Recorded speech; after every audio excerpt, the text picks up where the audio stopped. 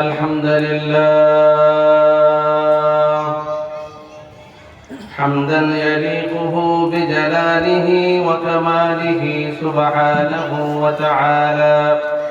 له الحمد في الأولى والآخرة وهو على كل شيء قدير. اللهم إنا نشهدك ونشهد ملائكتك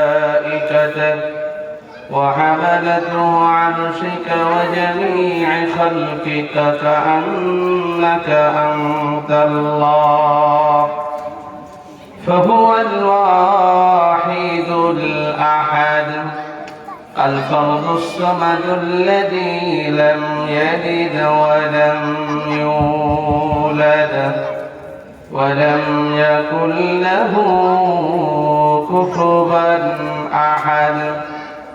فسبحان الذي لا يحصى امتنانه باللسان ولا بالقلم. سبحانك لا علم لنا إلا ما علمتنا إنك أنت العليم الحكيم. ونشهد أن لا إله إلا الله وحده لا شريك له، لا ضد له ولا ند له ولا مثل له ولا مثال له. ونشهد أن محمدًا عبده ورسوله الذي أرسله بالحق بشيرا ونذيرا وداعيا إلى الله بإذنه وسراجا منيرا. فقد قال الله تعالى في كلامه المجيد والفرقان الحميد: فأعوذ بالله من الشيطان الرجيم. بسم الله الرحمن الرحيم. ولنبلونكم بشيء من الخوف والجوع ونقص من الأموال والأنفس والثمرات وبشر الصابرين الذين إذا أصابتهم مصيبة قالوا إنما لله وإنا إليه راجعون. صدق الله العلي العظيم وصدق رسوله النبي الكريم، ونحن على ذلك من الشاهدين والشاكرين. وقال النبي صلى الله عليه وسلم: تتفرقت بنو إسرائيل 72 ملة كلهم في النار إلا واحد. وفي رواية قالوا ما هي يا رسول الله؟ وفي رواية قالوا من هي يا رسول الله؟ أو كما قال عليه الصلاة والسلام: सूरज ने दिया अपने शुआओं को पैगाम, सूरज ने दिया अपने शुआओं को पैगाम। दुनिया में अजब चीज़ कभी सुबह कभी शाम, दुनिया में अजब चीज़ कभी सुबह कभी शाम। दुनिया में हो दुनिया का तलबगार नहीं हो, दुनिया में हो दुनिया का तलबगार नहीं हो। बाजार से गोजन हो खरीदार नहीं हो। बलगल उला बिकमालिही कशफत दुजा बिजमालिही। সবাই পড়ি। حسنت جميع خصاله صلوا عليه وآله যেদিন তুমি এসেছিলে ভবে কেঁদেছিলে তুমি হেসেছিল সবে এমন জীবন করিবে গঠন মরিলে হাসিবে তুমি কাঁদিবে ভুবন বালাগাল মাওলা বিকামালিহি কাশাফাত দুজা বিজামালিহি হাসনাত জামিউ খাসালিহি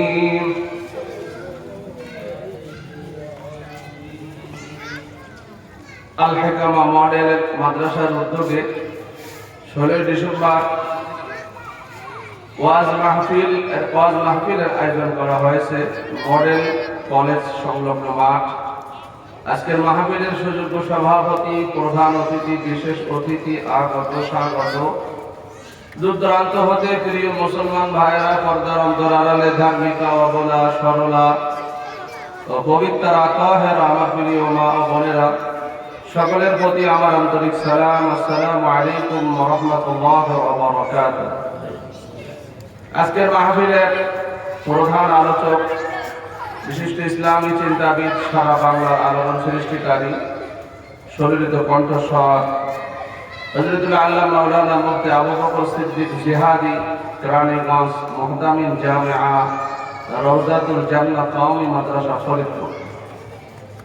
আজকের মাহফিলের আরো একজন আলোচক আছেন মুফতি ইসমাইল আল হুসাইনি উত্তরা। এবং আজকের মাহফিলের সভাপতি যিনি করবেন বর্তমান মডেল কলেজের প্রিন্সিপাল জনাব মোহাম্মদ তৌহিদ হোসেন স্যার, অধ্যক্ষ সাভার মডেল কলেজ। এবং আজকের বিশেষ মেহমান জনাব ডাক্তার দেওয়ান মোহাম্মদ সালাউদ্দিন বাবু। এবং আরো একজন বিশেষ অতিথি আছেন জনাব ডক্টর মোহাম্মদ কামরুজ্জামান লিটন ভাই। আল্লাহ তাআলা সকলকে কবুল করুন এবং এই মাদ্রাসাকে আল্লাহ তাআলা মাদ্রাসার সমস্ত জরুরতকে পুরা করে মাদ্রাসাকে আল্লাহ তাআলা নিজ জিম্মায় কবুল আর মঞ্জুর করুক। আমরা সকলে বলে আমিন। আমি পবিত্র কোরআনে কারিমের 2 নম্বর পারা সূরাতুল বাকারা 175 নম্বর আয়াতে কারিমা তেলাওয়াত করেছি। রাসূলের হাদিস থেকে ছোট্ট একখানা হাদিস আমি তেলাওয়াত করেছি। মহান রব্বুল আলামিনের দরবারে অসংখ্য শুকরিয়া যে মালিক আমাকে আপনাকে পছন্দ করে হাজারো ব্যস্ততার মধ্য দিয়ে এই মাহফিল আয়োজন যারা করেছেন এবং আমাদেরকে আসার জন্য, শোনার জন্য, বসার জন্য, আমলের নিয়তে সকলকে আল্লাহ তাআলা কবুল করুক। আমরা সবাই বলে আমিন। বড় আফসোস আর দুঃখের কথা, মাহফিল আমাদের এই এলাকায় আরো অনেক জায়গায় হয়, দেখতেছি মাহফিলে দেখেন লোক নাই, কিন্তু মাহফিলের সেই যে বাজার খুব জমজমাট। হাদিস শরীফের ভিতরে আসছে শেষ জমানায় মসজিদের ভিতরে ধর্মীয় জলসায় জিকিরের হালকায় লোক পাওয়া যাবে না, কিন্তু বাজার ঘাটে লোক হাঁটবে এই জায়গাটুকু পাওয়া যাবে না। আপনি এখন যান নিউ মার্কেটের দিকে যান, আপনি যান সিটি সেন্টারের দিকে যান, চৌরঙ্গি যান, দেখবেন ওই রাস্তা দিয়ে হাঁটার জায়গা নেই। মাগরিবের সময় মসজিদ 2 কাতার 2.5 কাতার। এখন আমরা যে মডেল কলেজের সামনে আমাদের যে রাস্তা, এই রাস্তার ভিতরে যে খাবারওয়ালাগুলো বসছে, তাদের আশপাশ দোকানে, চায়ের দোকানে কত লোক বসে বসে গল্প করতেছে, সময় কাটাইতেছে, টিভি দেখতেছে, মোবাইল টিপতেছে। কিন্তু আল্লাহ তাআলা এই সুন্দর জান্নাতের বাগিচা যে আমাদের জন্য তৈরি করলেন, আল্লাহ বান্দাকে জান্নাতে নেওয়ার জন্য অনেক সিচুয়েশন দুনিয়া তৈরি করে দিয়েছেন। তার মধ্যে মসজিদ, মাদ্রাসা, জিকিরের হালকা, কোরআনের তাফসীরের বয়ান এবং যেখানে আল্লাহ আল্লাহ রাসূলের বরত্বের কথা হয়, এই মজলিসগুলো আল্লাহর কাছে অনেক দামি।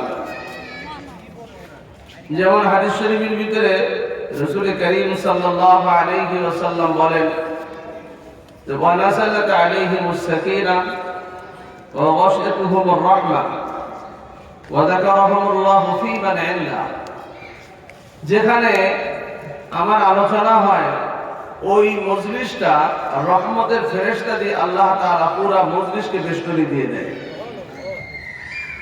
যেমন আমাদের সমাজে আমাদের সরকার বাহাদুর কোন রাজনৈতিক কোন নেতা বড় মাঠে যদি আসে, আর্মি, বিডিআর, পুলিশ, সেটা কোবরা, আনসার বাহিনী, বিভিন্ন বাহিনী দিয়ে এই প্রধান অতিথি যিনি আসবেন তাকে সিকিউরিটি দেওয়া, তাকে দিক নির্দেশনা দিয়ে সঠিকভাবে তাকে সুন্দর অবস্থায় স্টেজে তোলা, বিভিন্ন বাহিনী দিয়ে তাকে স্বাগত ওয়েলকাম দিয়ে তাকে ব্যবস্থা করা হয়। মহান আল্লাহ তাআলা বলতেছেন যেখানে আমার কথা হয়, যেখানে আমার বরত্বের কথা হয়, কোরআনের কথা হয়, ওখানে ফেরেশতারা বেষ্টনী দিয়ে পুরো মজলিসকে ঘিরে ফেলে। আর এভাবে ঘিরে ফেলার পর একের পর এক ফেরেশতা এভাবে সিরিয়াল বাই সিরিয়াল আল্লাহর আরশে আজিম পর্যন্ত চলে যায়। আল্লাহ তাআলা জিজ্ঞাসা করেন তোমরা কোথা থেকে আসছো, কি জন্য আসছো, কিসের জন্য? বলছে আল হেকামা মডেল মাদ্রাসা বাংলাদেশ নামক এক দেশের রাজধানী ঢাকা শহরের সাভার এলাকায় মডেল কলেজের মাঠে এক কোরআনের আলোচনা হইতেছে, আপনার বরত্বের কথা হইতেছে, তাদের নেক আমল এবং সওয়াব নিয়ে আমরা এসেছি।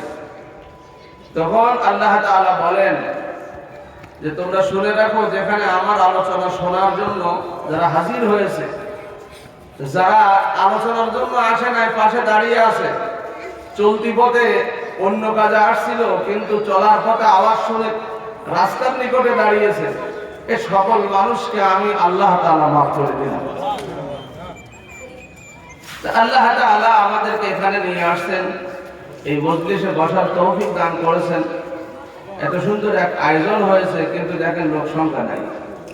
এখানে যদি কোনো গানের প্যান্ডেল হতো, কোনো গানের মজলিস হতো, অথবা কোনো ঢোল তবলা বাজানো হতো, অথবা কোনো ছেলে মেয়েদেরকে নাচানাচির ব্যবস্থা করা হতো, ঘাড়ে ঘাড় বাঁধিয়ে মানুষ ঢোকার জন্য এমন ভাবে এই জায়গা ফিল আপ হয়ে যেত যে পরবর্তীতে অন্য লোকেরা আসার জায়গা হইতো না। ঠিক না ভাই? ঠিক।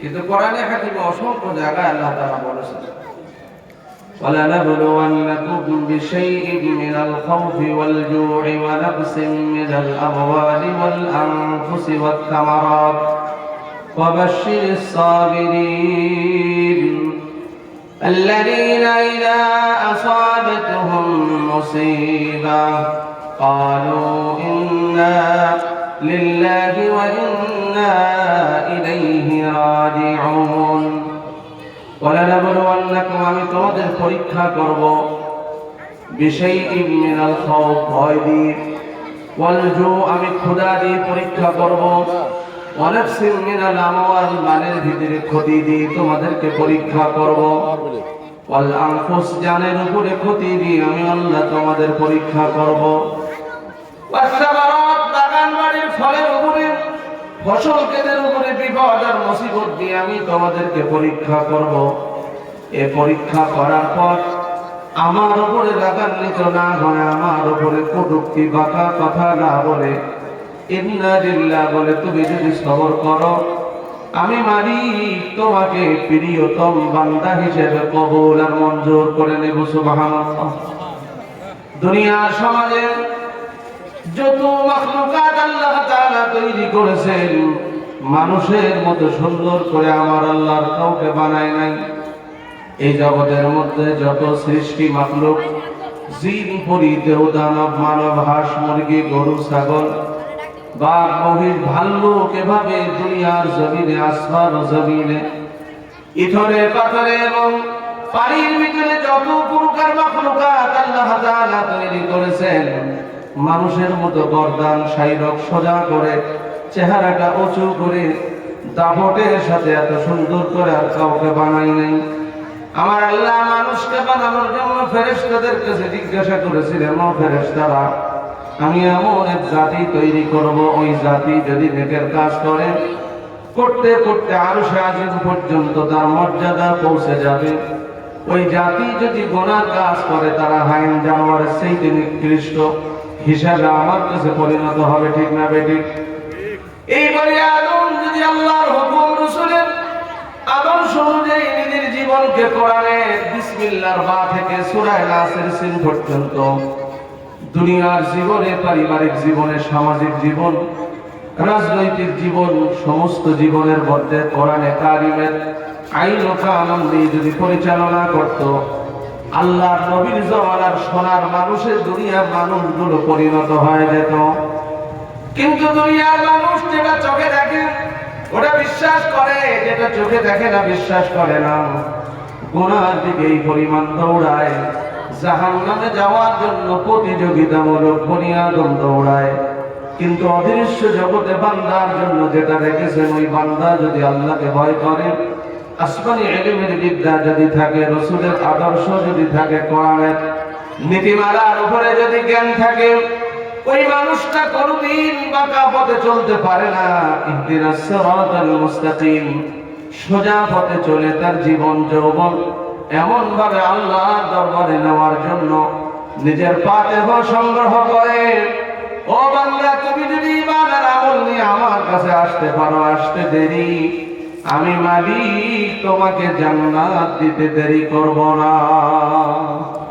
আজকে কার জন্য বাড়ি বানাইলাম, কার জন্য জমিন জায়গা টাকা পয়সা ব্যাংক ব্যালেন্স ভর্তি করে দুনিয়ার জমিনে খাওয়ার টাইম নাই, গোসলের টাইম নাই, নিজে অফিস আদালত শেষ করে বিশ্রাম নেবে টাইম নাই, শুধু টাকা আর টাকা। কিন্তু যেদিন তুমি খালি হাতে দুনিয়ার বাড়ি থেকে কবরের বাড়িতে রওনা করবে, চারজন এক পালকির বেহারার মতো চারজন তোমাকে নিবে, আর খাটলায় করে 3টা 5টা কাপড় পরায়া 10 তলা 12 তলা কোটি কোটি টাকা সম্মান মর্যাদা রাজনীতির জীবনে কত দাপট তুমি দেখিয়েছো। কেউ তোমাকে এলাও করবে না, তোমাকে চারজন বেহারার মতো পালকিতে যেভাবে বরকে নিয়ে যায় কবরের বাড়িতে চিরকালের জন্য দাফনের জন্য নিয়ে যাবে।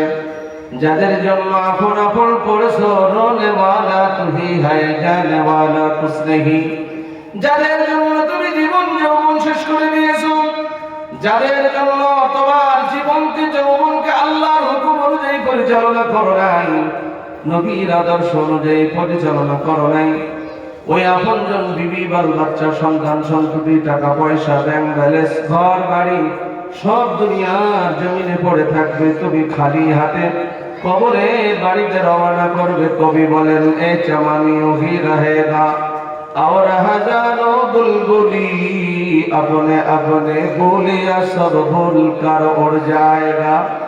বুলবুলি পাখি যেমন সবজি বাগানের উপরে ফুলের উপরে পাগল হওয়ার পর একদিন বাগানের মালিক ওই বাগান কেটে মুছে পরিষ্কার করে দেয়, তাই পারস্য কবি বলেন, ও দুনিয়ার মানুষ ও বুনিয়াদম, ওই পাখির মতো দুনিয়ার বাগানের উপরে পাগল হয় না। এ বাগান একদিন চিরকালের জন্য তোমাকে ছেড়ে চলে যেতে হবে। এই জন্য কবি বলতেছেন, দেখে কি সুন্দর করে, যেতে হবে খালি হাতে, সঙ্গে কিছুই যাবে না, 3.5 হাত জায়গা পাবি পাবি না রে বিছানা। যেতে হবে খালি হাতে, সঙ্গে কিছুই যাবে না, 3.5 হাত জায়গা পাবি পাবি না রে বিছানা। আজকে তুমি যাদের লাগি শুধুই পাগল পারা, যেতে হবে একা একা, কেউ যাবে না তারা, ছাড়তে হবে মায়ার বন্ধন, সাদের বা লাখানা, যেতে হবে খালি হাতে সঙ্গে কিছুই যাবে না। 3.5 হাত জায়গা পাবি না রে ভিসা। 3 দিনেরই এই বাহাদুরি শুধুই বালুর বার। ফুরিয়ে গেলে বাতাসটুকু, ফুরিয়ে গেলে বাতাসটুকু মিটিবে রে তোর সাথ। ক্ষমতার ওই দাপট দিয়ে টিকে থাকা যাবে না। 3.5 হাত জায়গা পাবি না রে ভিসা। খোদার দেয়া জীবন যৌবন আজকে পুঁজি করে ভুলে গিয়ে সেই খোদাকে চলছ দম্ভ ভরে। চূর্ণ হবে দম্ভ সবই সেদিন যে আর দূরে নয়। 3.5 হাত জায়গা পাবি না রে ভিসা। ঠিক না বেঠিক? দুনিয়ার জমিনে কার জন্য তুমি বাড়াই করেছো, কার জন্য অহংকার করেছো, কার জন্য 5 ওয়াক্ত নামাজে হাজিরা দিয়ে নামাজ আদায় করো নাই, কার জন্য তুমি তোমার যৌবনকে গুনাহের দিকে ঠেলে দিয়েছো, কার জন্য টাকা পয়সা হারাম ভাবে ইনকাম করে ব্যাংক ভর্তি করেছো, কার জন্য এত দাফাদাফি করেছো। তোমার যে সুইচ, তোমার যে গুড়ির মাথা হলো আমার কাছে। আমার আল্লাহ কোরআনে কারীমের 3 জায়গায় বলেছেন, কুল্লু নাফসিন যায়িকাতুল মাউত সুম্মা ইলাইনা তুরজাউন। ও বান্দা, তুমি যতই বাহাদুরি হও না কেন, কালো হও না কেন, ধরা হও না কেন, ধনী হও না কেন, গরিব হও না কেন, যতই সুপ্রিম পাওয়ার নেতা হও না কেন, আমি মালিক যেদিন তোমাকে ডাক দিব, আমার আজরাইলকে তোমার জান কবজ করার জন্য যেদিন পাঠায় দিব, একটা মুহূর্তের জন্য তোমার জান কবজের দেরি করা হবে না। এজন্য কবি বলেন, কাগজ কাট কর ঘড়ি বানা করো, উড়া দেও আসমান মে, इधर चाहो उधर चाहो रसी मेरी हाथ में। দুনিয়ার শিশুরা আকাশের উপরে গুড়ি উড়ায় দিয়ে বলতে থাকে, গুড়ি তুমি ডাইনে যাও বামে যাও, বলো নামবো না। কিন্তু সন্ধ্যাবেলা মাগরিবের আযান যখন হবে, আমি তোমাকে ডাক দিব, টান মারবো, তুমি থাকতে পারবে না।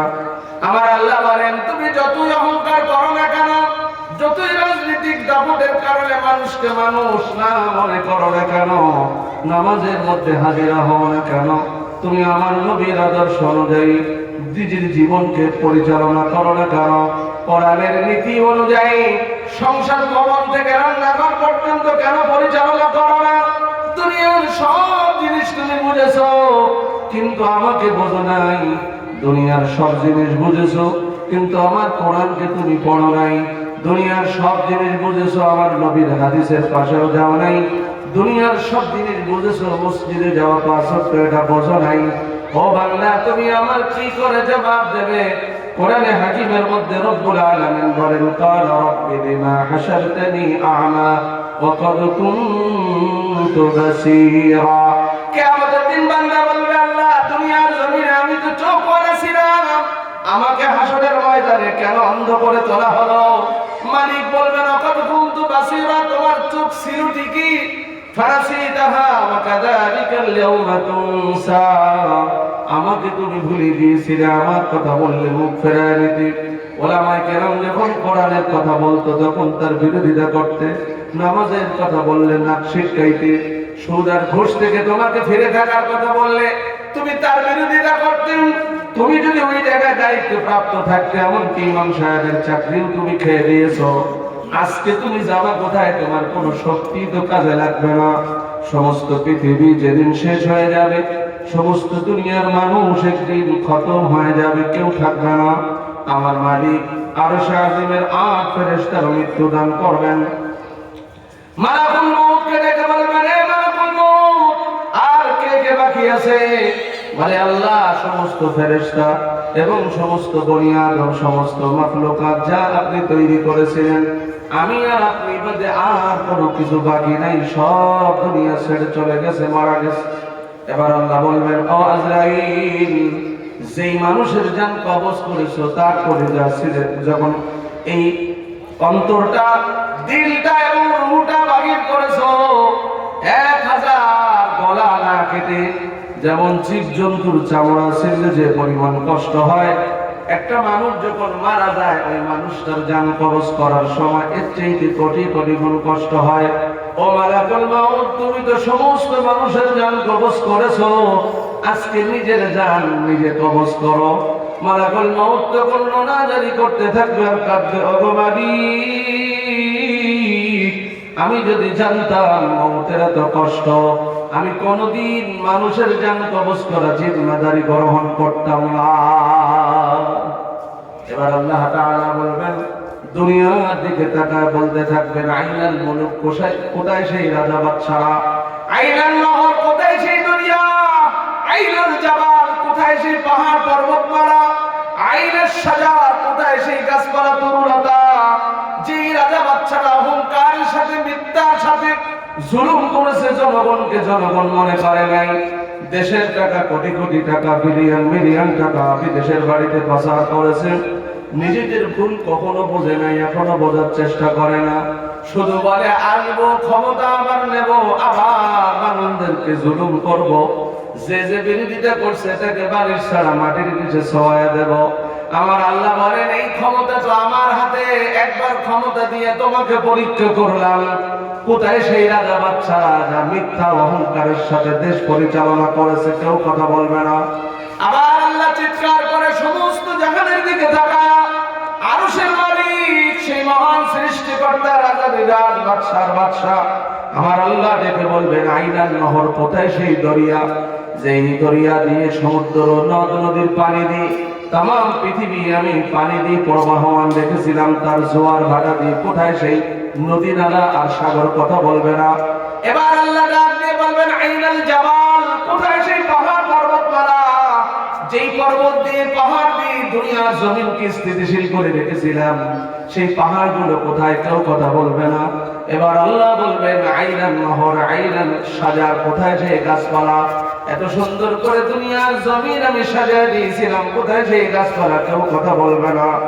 মালিক তখন ডেকে ডেকে বলবেন লিমানিল মুলকুল ইয়াউম, আজকের রাজত্ব কার, আজকের বাদশাহিত্ব কার, কেউ কথা বলবে না।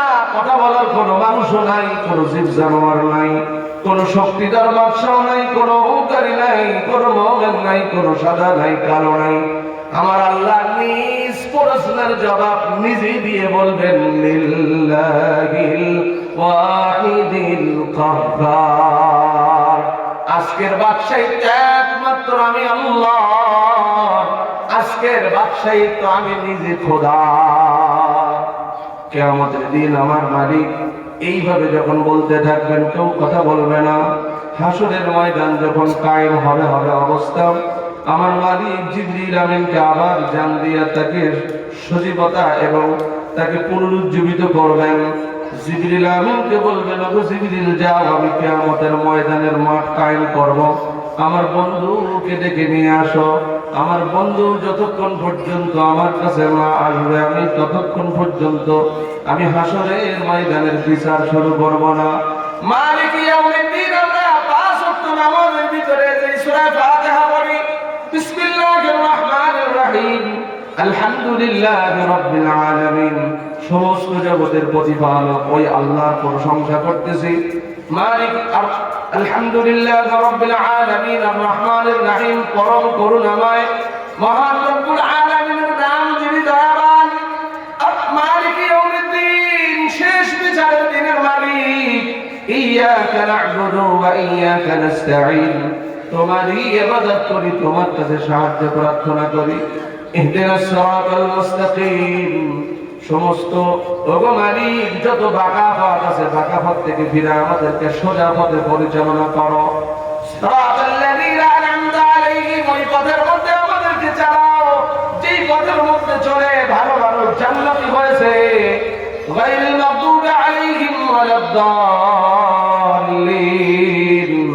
যারা তোমার পথে চলে নাই গোমরাহির পথে চলেছে ওই পথে আমাদেরকে পরিচালনা করো না ওগো মালিক তুমি আমাদেরকে গোমরাহি বানাও না স্কুলের মধ্যে কলেজের মধ্যে ভার্সিটির মধ্যে মাদ্রাসার মধ্যে মক্তবের মধ্যে জামিয়ার মধ্যে কত ছাত্র ছাত্রী পড়ে কিনা ঠিক না বলেন কিন্তু সবাই কিন্তু প্রত্যেকদিন হাজিরা কেউ হয় না সবাই কিন্তু একসাথে হাজিরা কোনো প্রতিষ্ঠানে কোনোদিন থাকে না কোনো না কোনো ছাত্র ছাত্রী কেউ না কেউ অনুপস্থিত থাকে বিভিন্ন কারণে অকারণে কিয়ামতের দিন আদম সফিউল্লাহ থেকে বিশ্ব নবীর শেষ উম্মত পর্যন্ত যত মানুষ দুনিয়া জমিনে আসছে আমার আল্লাহ যখন ডাক দিবেন ইসরাফিলের বাঁশির মাধ্যমে তখন ওই ইসরাফিলের বাঁশির আওয়াজে সমস্ত মানুষ হাসরের ময়দানের দিকে দৌড়াইতে থাকবে আমার আল্লাহ ওই দিন ডাক দিয়ে বলবেন মালিক ইয়াউমিদ্দিন আজকে শেষ বিচারের দিন কেউ অনুপস্থিত থাকতে পারবে না কেউ বাইরে হাজির থাকতে পারবে না কেউ অ্যাবসেন্ট থাকতে পারবে না আজকে সবার হাজিরা দেওয়া লাগবে কেউ মাটির গর্তে থাক সমুদ্রের মধ্যে থাক কেউ আটলান্টিক মহাসাগরে ৮,৫০০ ফিট মাটির তলদেশে থাক আজকে আমি যখন ডাক দিয়েছি দুনিয়ার কোন মানুষ নিজেকে লুকায়া রাখতে পারবে না ওসমান হাদিকে মারার পর কাউকে তালাশ করে পেয়েছে আর কাউকে পায় নাই সে ভিন্ন দেশে বিভিন্ন গোপন জায়গায় লুকায় আছে আমার আল্লাহ বলেন মানুষকে যারা বেঈমানি ভাবে মানুষকে যারা জুলুম করে অনর্থক যারা খুন করে তাদেরকে কিয়ামতের দিন খুদ যেভাবে করছে মারার যেভাবে করছে ওইভাবে তোলা হবে আজকে তুমি টাকার গরমে বিভিন্ন শয়তানদের কথা প্ররোচনায় একজন ভালো যুবককে মেরে দিলে কিয়ামতের দিন মালিকের কাছে কি করে লুকাবে কি করে জবাব দেবে ওসমান হাদি সেদিন মালিকের দরবারে বলবে আল্লাহ আমি ভালো নিয়েতে দেশের মধ্যে ভালো চিন্তায় লিপ্ত হয়েছিলাম যারা এদেশকে ধ্বংস করে মাটির তলায় ঢালায় দিয়েছে তাদের পক্ষে সাপোর্ট টেনে টাকার বিনিময়ে গোপনে আমাকে হত্যা করতে চেয়েছে মরণের পাশে দিয়ে ছেড়ে দিয়েছে ওগো মালিক তোমার কাছে বিচার চাই ওই দিন পৃথিবীর কোন বড় শক্তি পৃথিবীর কোন সুপ্রিম পাওয়ার মাস্তান বলো গুন্ডা বলো সুপ্রিম পাওয়ার নেতা বলো টাকাওয়ালা বলো ওই দিন আমার মালিকের সামনে কোনো কাজে লাগবে না আল্লাহ বলবেন খুযুহু ফাগুল্লু সুম্মাল জাহিমা সাল্লু সুম্মা ফি সিলসিলাতিন দারউহা 70 দিরাআন ফাসলুকু ইন্নাহু কানা লা ইউমিনু বিল্লাহিল আযীম ধর বেঈমানকে জাহান্নামীকে ধর আল্লাহ এভাবে ফেরেশতাদেরকে বলবেন খুযু ধর ফাগুল্লু তার গলার ভিতরে লোহার আংটা পরাও মালিক দেখে দেখে যখন বলবেন খুযুহু ফাগুল্লু সুম্মাল জাহিমা সাল্লু আর তাকে কি করো জাহিম নামক জাহান্নামের মধ্যে নিক্ষেপ করে দাও 70 দিরাআন ফাসলুকু 70 গজ দড়ি দিয়ে তাকে বেঁধে ফেলো 70 গজ দড়ি 70,000 ফেরেশতা এক শিকলের মাথায় দিয়া ওই সমস্ত বেঈমান জানোয়ার যারা আল্লাহর হুকুম মানে নাই যারা আল্লাহর বিধান লঙ্ঘন করেছে মানুষকে মানুষ মনে করে নাই আল্লাহর বিধানের ধারে পাশেও যায় নাই বেঈমান হয়ে যেদিন কবরের মাটিতে যাবে ওই দিন আমার আল্লাহ এমন ভাবে ধরে ফেলবেন সূরা তাহারের মধ্যে বলেন ইন্না আ'তাদনা লিল কাফিরিনা সাসিলা ওয়া আওলানা ওয়া সাঈরা আমার আল্লাহ বলবেন ও জাহান্নামী বান্দারা ও ফেরেশতারা লোহার আংটা এবং বেড়ি হাতে পড়াও পায়ে পড়াও পরার পর এদেরকে বেঁধে ফেলো 70,000 ফেরেশতা এক শিকলের মাথায় ধরবে কিন্তু একজন ফেরেশতাকে একজন জাহান্নামী বান্দাকে একজন ধরে কাজ করতে পারবে তাও আল্লাহর মর্যাদার দিকে লক্ষ্য করে মানুষদেরকে বোঝানোর জন্য আমার আল্লাহ 70,000 ফেরেশতা ব্যবহার করবেন কিন্তু একটা ফেরেশতার শক্তির কাছে দুনিয়ার কোনো মানুষের শক্তি কাজে লাগবে না এরপরে আল্লাহ শান মান মর্যাদা বোঝানোর জন্য এমন ভাবে তাকে জাহান্নামে ফেলবেন জাহান্নামী বান্দারা বুঝে ফেলাবে এর মতো জালেম আর এর মতো জুলুমকারী দুনিয়ার কেউ ছিল না যেমন আল্লাহ রাব্বুল আলামিনের দুনিয়াতে যারা আল্লাহর সাথে আল্লাহর অহংকারের চাদর নিয়ে টানাটানি করেছে ফেরাউনকে নীল নদের পানিকে পানির মধ্যে ডুবায়া মেরে দিয়েছেন নমরুদ আল্লাহর চাদর নিয়ে টানাটানি করেছেন বিকলঙ্ক মশা যারা তাকে মেরে ফেলেছেন। তাফসীরের কিতাবের ভিতরে আসছেন আল্লাহ রাব্বুল আলামিন তো কোনো কিছু করাই লাগে না, কুন ফায়াকুনের দ্বারা একটা মানুষ ধ্বংস হয়ে যায়। আল্লাহ কেন বিকলঙ্ক মশা নমরুদের জন্য ব্যবহার করলেন? আমার মালিক বলেন, আমি আল্লাহ যত বড় আমার সত্তাও তত বড়, কিন্তু আমি আল্লাহর সাথে যারা বিরোধিতা করবে, আমার আল্লাহর সাথে যারা বিরুদ্ধাচরণ করবে, আমার আল্লাহ বলেন আমি অনেক বড় শক্তি দিয়ে পারলে পারতাম মারতে, কিন্তু ছোট্ট একটা পোকা, একটা মশার ঠ্যাং ফোড়া মশা দিয়ে আমি আল্লাহর জাতকে বড় করে সে যে কত নিকৃষ্ট তাকে ছোট প্রাণী দ্বারা দুনিয়ার থেকে বিদায় দিয়েছি। মানুষের সমাজে ভালো মানুষের সংখ্যা অনেক কম, খারাপ মানুষের সংখ্যা বেশি। এই যে ওয়াজ মাহফিল গুলো হয়, কত ভাই বেড়াদার চার দোকানে, টিভির দোকানে, ও যে বাইরে হাঁটাহাঁটি করতেছে না, দোকানে যান, দোকানের মানুষগুলো এক জায়গায় করলে এখানে জায়গা করবে না, কিন্তু কোরআন হাদিসের আলোচনা কেন শোনে না? গোড়ার মজলিসে বসতে বসতে অন্তরটা কালো হয়ে গেছে। কোরআনে কারিম নিতে গেলে অন্তর পরিষ্কার থাকা লাগে, নামাজি বান্দা হওয়া লাগে, হারাম হারাম বেঁচে চলা লাগে, নীতিমালার উপরে চলা লাগে। সেই না চলে চলে অন্তরটা গোনায় পরিপূর্ণ হয়ে নোক্তা পড়তে পড়তে অন্তরটা কালি হয়ে গেছে। যেমন কোন আয়নার ভিতরে যদি কালি পড়ে যায় চেহারা দেখা যায় না, অন্তরটা হলো আয়নার মতো। সমস্ত পৃথিবীর যত শাক সবজি, ভাত, মাছ, গোশত, ফল, ফলাদি, গুড়, যত খাদ্য আছে দুনিয়ার গেজার থেকে তৈরি। কিসের থেকে তৈরি? আর আমাদের এই মাথা থেকে পা পর্যন্ত বডির রুহুটা বাদে এই বডিগুলো দুনিয়ার গেজার থেকে তৈরি, মাটির নির্যাস থেকে তৈরি। আর ভাত বলেন, গোশত বলেন, দম বলেন, জব বলেন, তরি তরকারি বলেন, মাছ গোশত বলেন, যত কিছু সব মাটির গেজার থেকে তৈরি। তাই এই বডির ভিতরে মাটির তৈরি, বডির ভিতরে মাটির তৈরি নির্যাস থেকে ফল ফলাতে দিয়ে আমাদের বডি সজীবতা থাকে। কিন্তু এর ভিতরে একটা অংশ আছে যেটাকে বলে আলা বিযিকরিল্লাহি তাতমাইন্নুল কুলুব। হাদিস শরীফে আসছে এই জায়গাটা, এই যে কলবটা আল্লাহর কাছে অনেক প্রিয়। আর এই অন্তরের ভিতরে আমাদের আত্মার ভিতরে যে রূহ আছে এটা আল্লাহর আরশে আজিম থেকে আসছে। আরশে আজিম থেকে আসা রূহ দুনিয়ার কোনো মাছ গোশত শাকসবজির দ্বারা সজীবতা অবলম্বন করে না। দুনিয়ার গেজার থেকে তৈরি, দুনিয়ার গেজার তৈরিকৃত ফল ফলাদি দিয়ে আমাদের বডি সুন্দর হয়। রূহ দুনিয়ার কোনো জিনিস দিয়ে এটা সজীবতা হয় না, সুস্থ হয় না। রূহ যেখান থেকে আসছে ওখান থেকে নাজিলকৃত কোরআনের আয়াত, হাদিস, নামাজ, কালাম, হজ, যাকাত, এগুলো কি দুনিয়ার গেজার থেকে না আল্লাহ ওহীর মাধ্যমে পাঠাইছেন?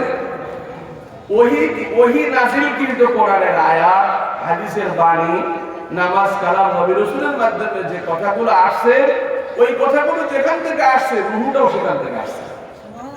এজন্য ওই রূহটা দুনিয়ার কোন শাকসবজি ফলমূল দিয়ে সজীবতা অবলম্বন করে না, রূহ মানে সজাগ হয় না।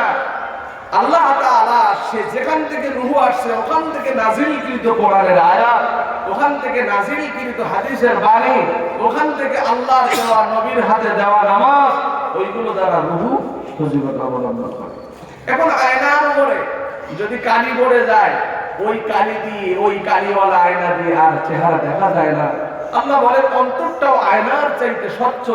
এই অন্তরের উপরে বেনামাজির গোনা, সুদখোরের গোনা, নাচ গানের গোনা, এরপরে মানুষের আত্মসাৎ করার গোনা, বেপরদায় থাকার গোনা, নামাজে না যাওয়ার গোনা, জবরদখল করার গোনা। আজকে ভোট নেওয়ার সময় যখন সামনে ইলেকশন আসতেছে, এক আসরের নামাজ 4 বার পড়ে, কথা বলেন না, এক আসরের নামাজ 4 বার। কি ব্যাপার? বলছে অমুক প্রতীকে দাঁড়াইছে, কেমন আছেন? সে হাসিতে মসজিদের এলাকা ঝলমল ঝলমল করবে। ভোট হয়ে যাওয়ার পর চেয়ারম্যানের সালাম দিল আর উল্টো দিক ফিরে থাকবে আর উত্তর দিবে। এই হচ্ছে আমাদের দেশের রাজনীতিবিদ যারা তাদের চরিত্র। তো বলছে একজন মেম্বার চেয়ারম্যান যখন ইলেকশনে যায় খরচ করে 30 লাখ টাকা, একজন কমিশনার, একজন মেম্বার একটা প্রতীক কিনতে টাকা লাগে 4,000-5,000, তার মাসিক বেতন 4,000-5,000। আচ্ছা এতগুলো 30 লাখ টাকা খরচ করে গেল। সেই কমিশনার আর মেম্বার আর চেয়ারম্যান আর এমপি মন্ত্রী এরা জানে যখন সরকারি বরাদ্দ আসবে 50 লাখ টাকা, আমি কিছু পোড়া মোবিল আর কিছু সিরামুড়ির মতো বাদ দেওয়া ইট বাড়ি দিই, আমি একটা রাস্তা করবো, বাজেট হবে 50 লাখ টাকা। আমি 5 লাখ টাকা খরচ করবো রাস্তা এই মাথার থেকে ওই মাথা যাওয়ার আগে রাস্তা শেষ, আর আমার পকেটে আসতো 45 লাখ আর 5 লাখ টাকা আমি উপরে দেখাবো, আর বলবো স্বাধীনতার চেতনা, আমি রাজনীতিবিদ, তোমাদের আমি ভোটে জিততে পারলে এই পাকা রাস্তা কাঁচা রাস্তায় পরিণত করে দেবো, যত কালভার্ট আছে ভেঙে আবার আগের মতো করে দেবো।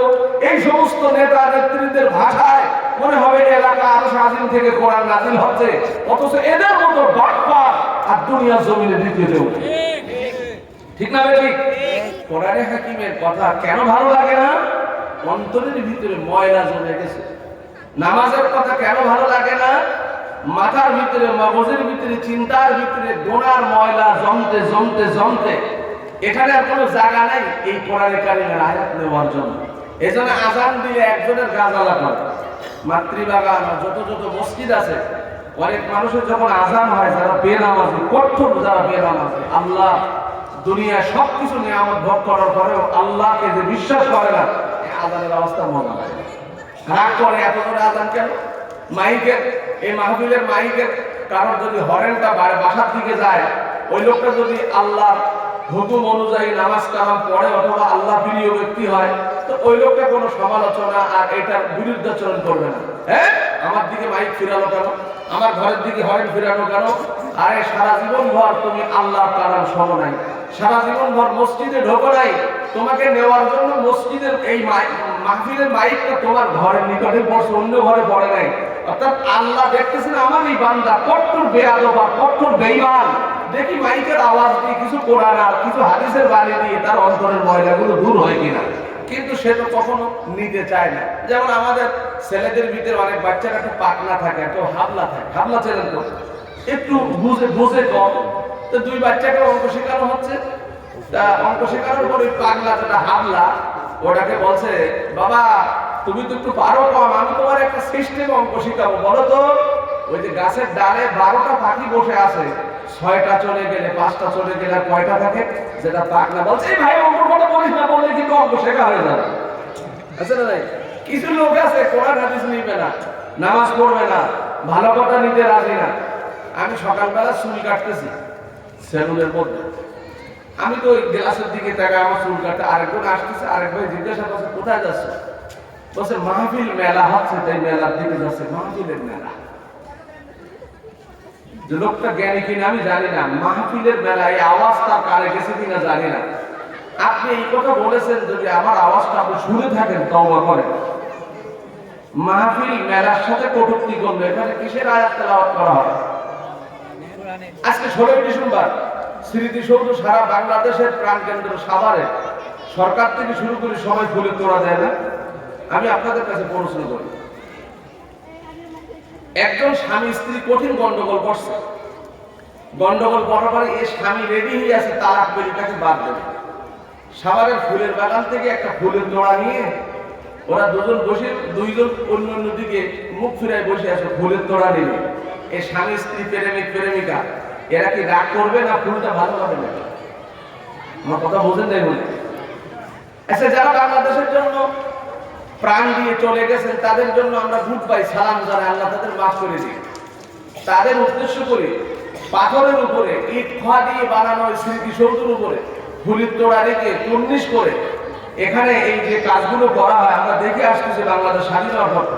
এর দ্বারা যারা মারা গেছে এদের কোনো ফায়দা হবে? হবে? আচ্ছা, কবরের ভিতরে কারো যদি আগুন জ্বলে, এই আগুন জ্বলার উপরে কেউ যদি ফুল দেয় আর ও যদি জিন্দা থাকতো, ও দা করুন ফোনটা নিয়ে আপনারা মারার জন্য দৌড়াতে দিত, বেয়াদব আমি আগুনে জ্বলিয়ে ভুল নিয়ে আসছি। ওর জন্য কি করার দরকার ছিল? ওর জন্য দোয়া করা, কোরআন তেলাওয়াত করা, ইশারে সওয়াব করা, এগুলো করতে বসছিল, ঠিক কি না? এগুলো না করে কি করছে? ফুলের তোড়া। তাদের জন্য সরকারি সিস্টেম অনুযায়ী দোয়ার ব্যবস্থা করলে ওই মানুষগুলো অপরাধ হয়ে মাফ করে দিত। ওখানে যে ঢ্যাং ঢ্যাঙা ঢ্যাং অর্ধ উলঙ্গ নারী থাকবে, কেউ ফটোশুট করবে, আর কি করবে? কেউ একটু গান বাজনা করবে। আজকে সারাদিন কিন্তু সমস্ত স্কুল কলেজ পাঠশালায় যত বাংলাদেশে আছে গান বাজনা বিভিন্ন গান হয়েছে, কিন্তু সেই বরকত, সালাম, রফিক তাদের জন্য কেউ হাত তুলে একটু দোয়া করছে? ওদের জন্য হাত তুলে দোয়া করার দরকার ছিল না? ওরা বাংলাদেশের জন্য জান দিয়েছে, প্রাণ দিয়েছে, এই কাজ হয় না। আল্লাহ বলে তুই আমার কাছে নত স্বীকার হবি, আমার কাছে মাপ চাইবি, আমি তোর ক্ষমা করে দেব। মাপ না আসে তুই অর্ধ উলঙ্গ নারী গান বাজনা নিয়ে তুই দেড় ঠ্যাঙের নাচানাচি করবি আর আমার কাছে মাপ চাইবি, এটা তো কখনো কবুল হবে না। ঠিক না ঠিক?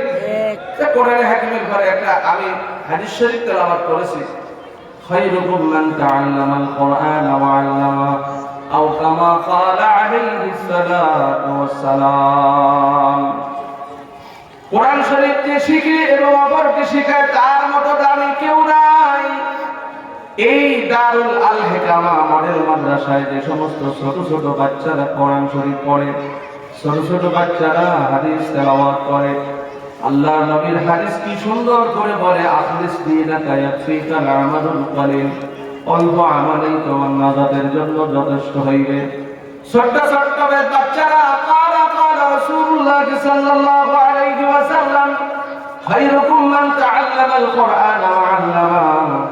আবার কোন কোন ছোট ছোট বাচ্চারা কোরআনে কারীম তেলাওয়াত করে, ওই বাচ্চাগুলো যখন কোরআনে কারীম তেলাওয়াত করে তখন আমার আল্লাহ এত খুশি হয়ে যায়। আমাদের দেশের মধ্যে করোনা ছিল 1920-তে, ঠিক না ঠিক? তাম পৃথিবীতে দেখা গেছে যত মানুষ ইতালি এবং বিভিন্ন মহাদেশের মধ্যে বিভিন্ন বিদেশে মারা গেছে, ওই তুলনায় আমাদের দেশে মানুষ অত পরিমাণ মরে নাই।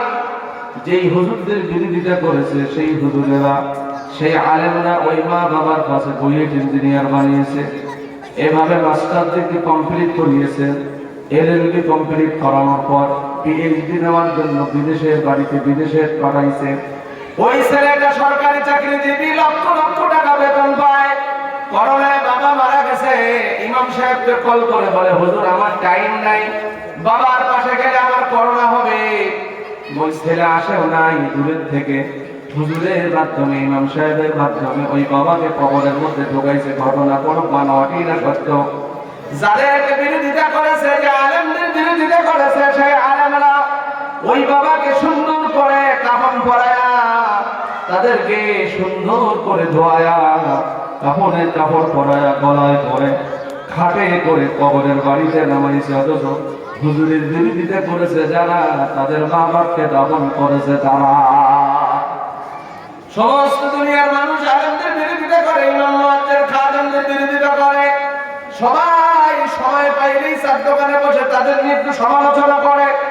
অথচ ইমাম, ওই আলেম, ওই হাফেজ, ওই ছাত্ররা গভীর রাত্রে উঠে যখন কোরআনে কারীম তেলাওয়াত করে আর বলতে থাকে, আল্লাহ এই সাভার মডেল কলেজ এলাকায় কত মানুষ বাস করে, কত মসজিদ আছে, মাদ্রাসা আছে, কত মানুষ অসুস্থ আছে, কত মানুষের মা নাই, বাবা নাই।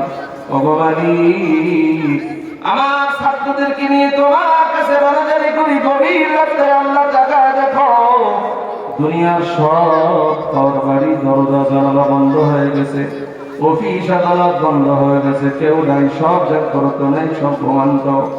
কিছু মানুষ আল্লাহর দরবারে উঠে আখের রাত্রে যখন নামাজ পড়ে কান্দে এলাকার জন্য, আল্লাহ মসজিদের বিরোধিতা করে এলাকার মানুষ, মাদ্রাসার বিরোধিতা করে, আল্লাহ তাদের বিরুদ্ধে আমি দোয়া করি। আল্লাহ আমরা ওই বান্দাগুলোর জন্য দোয়া করি, আল্লাহ ওই মুসল্লি গুনাহ মাফ করে দাও যারা আমার বিরোধিতা করে, মাদ্রাসার যারা বিরোধিতা করে মালিক ওদেরকে মাফ করে দাও, যারা কোরআন হাদিসের বিরোধিতা করে, যারা ইসলামের বিরোধিতা করে, ইসলামী আন্দোলনের বিরোধিতা করে, আল্লাহ ওদেরকে মাফ করে দাও।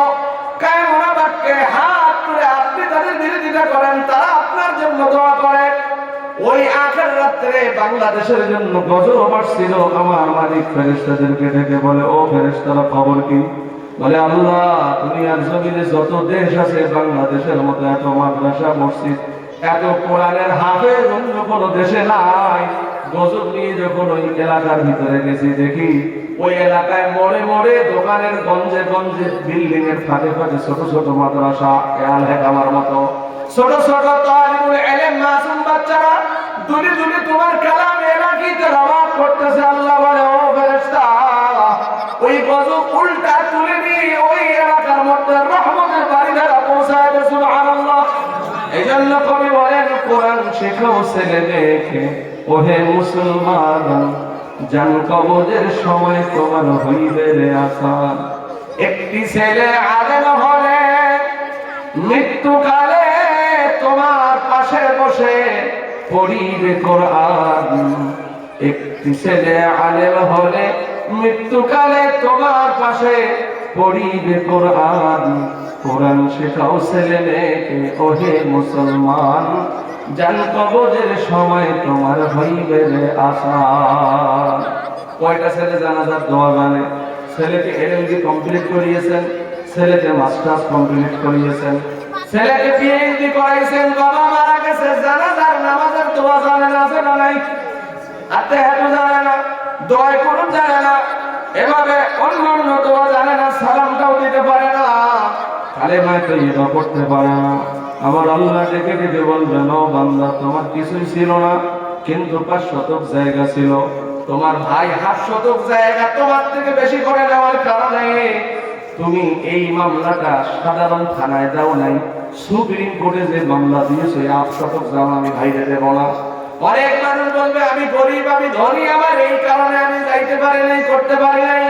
তখন আল্লাহ ওই যুক্তিটা সামনে দাঁড় করাবে, ও বিমুখ হারাম, তবু বেঈমান বান্দা 8 শতক জায়গার জন্য 10,000 টাকার জন্য মামলা তুমি সাধারণ থানার মধ্যে দাও নাই, সুপ্রিম কোর্টে যে হাইকোর্টে যে মামলা দায়ের করেছো, কোন বেরেনে কোন চিন্তায় ওখানে নিয়ে গেল? আর আমার আল্লাহর জন্য আজান দেওয়ার পরে মসজিদে কেন যাও নাই? আমাদের মাতৃবাগান থেকে ডগরগড়া বলেন, এদিকে খানবাড়ি বলেন, ওদিকে সরণিকা বলেন, এদিকে এই যে মাদ্রাসার ধারে মসজিদ, মাদ্রাসা মসজিদ, ওখানে মসজিদ, এতগুলো মসজিদে আজান হয়, হুজুরের পরে হাজার হাজার মানুষ। আমাদের অলি ইবনে ওসমান 10 তলা বিল্ডিং এ একটা ইউনিয়নের লোক বাস করে, ঠিক না বেঠিক? 8 তলা 10 তলা 6 তলা এক একটা বিল্ডিং এ শত শত লোক বাস করে, কিন্তু ফজরের সময় 2 কাতার 1.5 কাতার লোক আর বাকি লোক সব ঘুমায়। আমার আল্লাহ বলেন, কবরের ভিতরে হাজার হাজার বছর ঘুমাইবা না, আমি দুনিয়ার জমিনে তোমাকে ঘুমানোর জন্য পাঠাই নাই। যতটুকু না ঘুমালে না হয় অতটুকু তোমাকে ঘুমাতে হয়। কিন্তু দুনিয়ার বাড়িতে যে তুমি ঘুমাইছো, খাইছো, দাইছো, জানোয়ারের মতো চলাফেরা করছো, জানোয়ারের ভিতরে খাওয়া দাওয়া আছে, মেলামেশা আছে, জানোয়ারের ভিতরে জৈবিক চাহিদা আছে, তোমার ভিতরে জৈবিক চাহিদা চেয়েছিলাম, কিন্তু তোমার কাছে বিবেক আছে, তোমার কাছে মর্যাদা আছে, তোমার সম্মান আছে। জানোয়ারেও মেলামেশা করে, সবার সামনে বসে না, বিবেক নাই, কিন্তু তোমার কাছেও মেলামেশা আছে, লোকের সামনে করো না। ওই বিবেকের উপরে আমি আল্লাহ কোরআন নাযিল করেছি, আমি হাদিসের বাণী তোমার কাছে পৌঁছে দিয়েছি। এই কোরআন অনুযায়ী তুমি চলো নাই কেন? আমি আল্লাহ তোমাকে বারবার ডাক দিয়েছিলাম, ওয়াকিমুস সালাতা ওয়া আতুজ যাকাত। কোরআন শরীফের আয়াত আল্লাহ বলে, ওয়ালাকাদ যারানা লিজাহান্নামা কাসীরাম মিনাল জিন্নি ওয়াল ইনস লাহুম কুলুবুন লা ইয়াফকাহুনা বিহা ওয়া লাহুম আ'য়ুনুন লা ইবসিরুনা বিহা ওয়া লাহুম আযানুন লা ইয়াসমাউনা বিহা উলাইকা কাল আনআমি বাল হুম আদাল উলাইকা হুমুল গাফিলুন। দুনিয়ার মধ্যে অনেক মানুষ আমি দিয়েছি, চোখ দিয়ে দুনিয়ার সবকিছু দেখে, আমার কোরআন দেখে না, নামাজ দেখে না, আমাকে দেখে না, আমার আলেম ওলামা দেখে না, ইসলাম দেখে না, মসজিদ দেখে না, মাহফিল দেখে না। আজকে দেখেন হাজার হাজার মানুষ রাস্তার মধ্যে ঘুরে বেড়ায়, জান্নাতের বাগিচা বানানো হয়েছে, এর মধ্যে যাদেরকে আল্লাহ নিয়ে আসছেন ওরাই চোখ দিয়ে দেখে। আল্লাহ কোরআন বলে, ওয়ালাকুম আ'য়ুনুন লা ইউসিরুনা বিহা, আমি চোখ দিলাম দুনিয়ার কোন পাপের, কত সিস্টেমের, কত গোনার পরিবেশ দেখলে আমার কোরআনের মজলিস দেখো নাই, আমার নবী হাদিসের মজলিস দেখো নাই, জিকিরের হালকা দেখো নাই।